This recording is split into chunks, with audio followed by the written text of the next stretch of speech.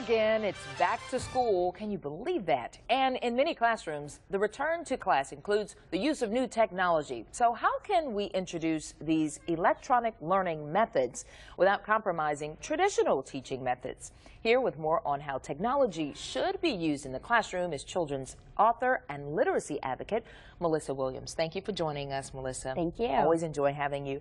And we should say school districts are already making the big shift. Right. We're seeing the shift from print to digital. It is a reality now. High schools have already taken this on, and HISD in particular has started a huge project. So eventually we're going to see as young as the elementary age student going to that electronic textbook, which can be concerning when we're talking about the young developing mind and the risks associated with being on electronics for too long. So how do you create that balance? You know, for those who I still love a good book. Right. You know, how do you create that balance with especially when you're dealing with children?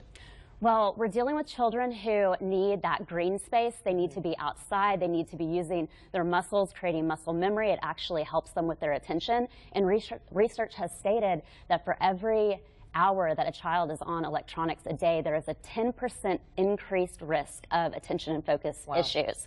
So take that times the 7 hours that the average child is on electronics. We're looking at a big issue in the classroom unless they're on electronics at all times.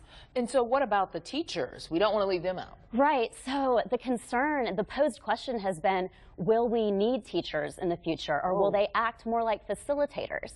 And I believe that we really do need that communication component forever. I mean, that is a basic need of the human brain. So that's a concern. So to keep the journaling and the art and the acting and the movement and the body and the imaginative play is really going to be a big deal for parents to take a stand on, and teachers teaching as if these kids were their own. Right. And I think what's interesting is we should definitely have a good balance. Yes. I mean, we should have technology, but we should have textbooks in the classrooms, right? Yes, but we're not going to see that forever. We're not going to see that forever, you're right. Keeping it at home is going to be the best thing that we can do as we shift. And we want to do that without tech overload, though, right? Exactly.